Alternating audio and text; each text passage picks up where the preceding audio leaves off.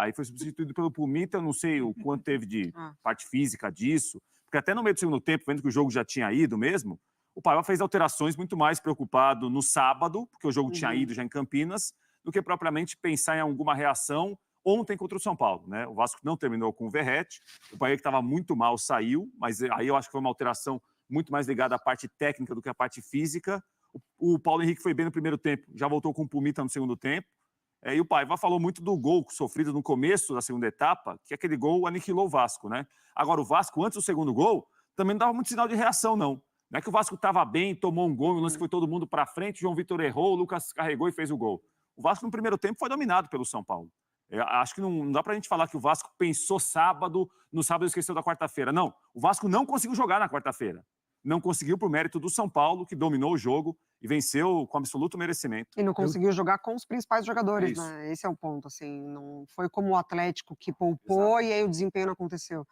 Ele coloca os principais jogadores justamente para tentar ter uma leitura ali do que pode ser replicado na partida contra o Atlético Mineiro e ele pouco pôde tirar disso, né? Só a certeza de que Payet e Coutinho, por enquanto, não dá. Eugênio, agora há pouco eu disse erradamente que você tinha afirmado que o Paiva era o melhor técnico. Você corrigiu, e você tem razão. Você falou, não, eu falei que ele era revelação. E eu concordo com você. Também. Ele pegou o Vasco numa terra arrasada, né, logo depois daquele 6-1, etc., 4-0 para o Criciúma e não sei o quê. E o Vasco teve bons jogos, teve recuperação, mostrava bom futebol, time aguerrido. Mas de um tempo para cá, não sei o que acontece com o Vasco. Tem jogado mal vários jogos e ontem foi um desastre, não foi? Foi um desastre. O 6º jogo, né? Sem vitória do no Vasco. Brasileiro. No Brasileiro. Na Copa do Brasil, 7 jogos sem vencer. 7 Perdeu o jogos? Atlético na ida, né? São Então, 7 jogos sem vencer. 7 jogos sem vencer na sequência, né? E isso evidencia uma queda de produção do time. É claro que ele tem razão quando coloca, e a Mari lembrou muito bem agora, que já não tem um bom elenco o Vasco, né? O elenco do Vasco é bem limitado. E aí ele ainda perde jogadores que podiam entregar alguma coisa, especialmente o David, que era o titular do time e que fazia muitos papéis ali importantes, com e sem a bola. O Adson estava bem também, não estava? O Adson, o Estrela que apareceu rapidamente, né? Inclusive naquele jogo com o São Paulo, que o Vasco goleou o São Paulo. E de repente as peças vão sumindo, essas peças importantes. E ele ontem, acho que a grande diferença do jogo ontem é que o São Paulo entrou para jogar o jogo de Campeonato Brasileiro, porque é o prato principal, o único prato que o São Paulo tem hoje, tentar chegar no G4, se classificar direto para a Libertadores, ou no mínimo se garantir no G6. E o Vasco entrou treinando para o jogo de sábado contra o Atlético. Porque ao escalar o Felipe Coutinho junto com o Payet, e eu não acho que tenha sido errada a iniciativa de escalar, ele tentou ver, será que dá para colocar os dois juntos? Porque ele não vinha colocando. Um entrava no lugar do outro. E eu pedi isso aqui. Eu falei isso aqui várias vezes nos últimos dias, que o Vasco tem muita dificuldade de controlar o jogo a partir da posse de bola, que talvez com os dois juntos, mais próximos, alguma coisa pudesse acontecer. E a prova ontem foi, rapidamente, não dá. Esquece, essa opção não existe. Mas você acha que isso é uma questão fechada? Não, isso é uma questão que pode ser modificada a longo prazo. Não é no curto prazo. Não é sábado nem pensar. Não, nem pensar. Não deu certo, não encaixa. Ainda mais porque eu acho que para que funcionasse, ele teria que fazer uma adaptação no desenho da equipe em campo. Porque ele coloca o Payet aberto pela esquerda e o Felipe Coutinho pelo meio. Eles não estão muito próximos. Há uma certa distância. O ideal é que eles ficassem os dois por dentro, como dois meias ali. Ali tem uma proximidade para tentar uma tabela, tentar segurar um pouco mais a posse de bola. Ele tentou manter um esquema quando ele tinha o David, por exemplo, né? Que daí funcionava dois pelos lados e um centralizado aí o Verratti e o Coutinho mais atrás ou o Payet, mas com os dois não dá para replicar esse esquema. Vou fazer uma pergunta para vocês, exatamente em cima do que você está dizendo. Payet e Felipe Coutinho juntos, né? O assunto agora. Tem a questão da intensidade, da idade dos dois, uma questão tática, tudo isso que vocês estão analisando. Mas também não entra aí uma questão de fase?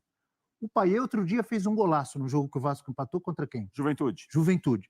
Mas a fase dele não é das melhores faz tempo. Pra mim foi Concorda comigo? Eles Eles dois jogarem juntos, além de todas essas questões, tática, intensidade, marcação, o cara tem que estar bem. É um que ainda não atingiu o que pode oferecer, que é o caso do Coutinho, e o outro que está abaixo do que já apresentou, que é o caso do Payet. Então, juntos pode realmente oscilar. É questão Imagina, os dois jogando bem, você pode até fazer um esforço e tentar, todas essas combinações que você está falando, e tentar. Agora, se os dois estão longe do ideal, aí fica muito difícil. Mas mesmo longe do ideal, são os melhores que tem no elenco hoje para aquela função. São os dois com capacidade técnica de reter um pouco mais a posse de bola. Então, acho que o ideal seria colocar mais um volante, 3 volantes, os 2 como meias e o Verratti na frente, liberando uma hora o lateral pela direita, outra hora o lateral pela esquerda, para ter um equilíbrio entre defesa e ataque. Porque o Payet não volta para marcar. Não volta para marcar. O Coutinho também não. O Coutinho joga lá pertinho. E ao não voltar para marcar ontem, lá direito do São Paulo, no primeiro tempo, deitou e rolou. Então, o Eric e o Igor Vinícius passavam toda hora e ficava. Aí dava a impressão que a culpa era do Piton, agora era 1 para marcar 2. Isso. Aí o Vasco ficava quase no efeito cascata, que o Hugo Moura tinha que sair para cobrir. Aí o Hugo Moura saía para cobrir, já tinha um espaço enorme no meio que o Matheus Carvalho tentava correr. O Coutinho também não é um jogador de ficar ajudando na marcação. O Payet nem pensar. E aí o Vasco começava a dar espaço, o São Paulo nesse espaço. O Payet ainda ficou bravo quando foi substituído. Sem nenhuma justificativa, né? Nenhuma justificativa para ficar nervoso ali. A não ser que ele estivesse nervoso com a própria atuação. Desempenho. Isso. Aí beleza, fui muito mal, que saco, não gostei. Agora, reclamar de ter saído, ele devia ter saído bem antes. Se fosse um técnico mais ousado, teria tirado ainda do primeiro tempo. Ainda no primeiro tempo, não precisaria nem esperar o intervalo. No intervalo era óbvia a substituição, que não foi feita. Ele esperou mais alguns minutos e o Vasco sofreu com isso. Acabou levando o segundo gol, não exatamente por culpa do Payet, mas porque era um time desequilibrado, descompactado em campo. Havia uma enorme distância e com muito erro individual. Muito erro individual de tomada de decisão. A tomada de decisão não é só quando você tem a bola, não. É também quando você não tem a bola. Daqui a pouco a gente pode explicar isso ali, que a gente vai fazer o olho leal. Aí sim. Sim. Não. Então, o Vasco tentou ontem, na minha cabeça, fazer um jogo que ele estava pensando ser possível contra o Atlético. De tentar trabalhar um pouco mais a bola, sair daquela coisa de se defender forte e lançar para o Verratti toda hora. Só que não funcionou. O time não está pronto para isso hoje. Talvez, quem sabe, para o ano que vem, para agora não dá.